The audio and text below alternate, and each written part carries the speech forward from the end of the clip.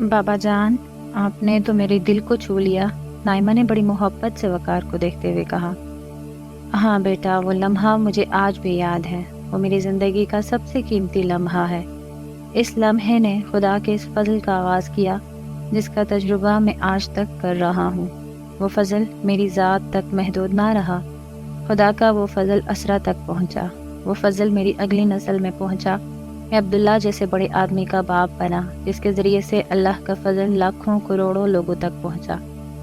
عبداللہ نے جیسے ہی یہ سنا وہ اپنی جگہ سے اٹھا اور وقار کے قدموں میں بیٹھ کر بولا، بابا میری کیا حیثیت ہے، بڑے تو آپ ہیں، میں تو جو کچھ بھی بنا وہ آپ کی وجہ سے بنا، مجھ پر اللہ نے اپنا فضل آپ کی وجہ سے کیا۔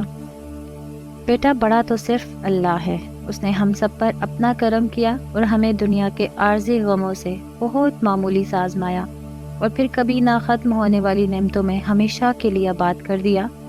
بے شک بابا، اصل بڑائی اور تعریف میرے رب کی ہے جس نے قرآن میں کیے ہوئے اپنے ہر وعدے کو سچا کیا اور ہمیں اس ابدی رحمت سے نوازا جو کبھی ختم نہیں ہوگی۔ مگر آپ اللہ کے ایک اور فضل کا ذکر نہیں کر رہے۔ عبداللہ کی بات ختم ہوئی تو اسرا نے وقار کی طرف دیکھتے ہوئے کہا۔ وہ دھیرے سے مسکرا رہی تھی۔ وقار اس کا مطلب سمجھ گیا۔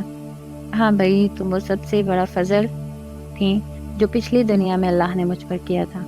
پھر وہ نائمہ اور عبداللہ کی طرف دیکھتے ہوئے بولا، جانتے ہو جب اسرا میری زندگی میں آئی تو میں نے خدا کی کیا عنایت پائی؟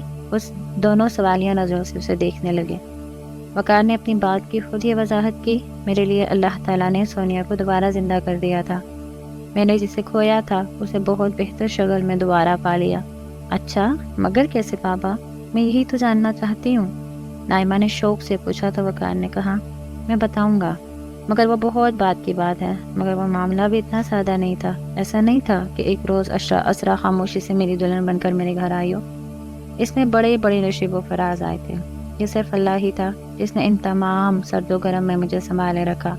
میرے اور اسرا کے راستے بہت جدا تھے، یہ صرف اللہ تھا جس نے ہمیں ملا دیا۔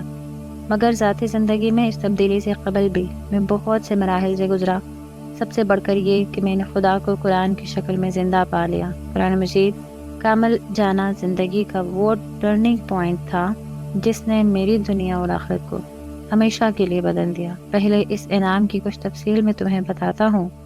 وقار یہ کہتے ہوئے اپنے ماضی کی اور آپ پھر سے پلٹنے لگا۔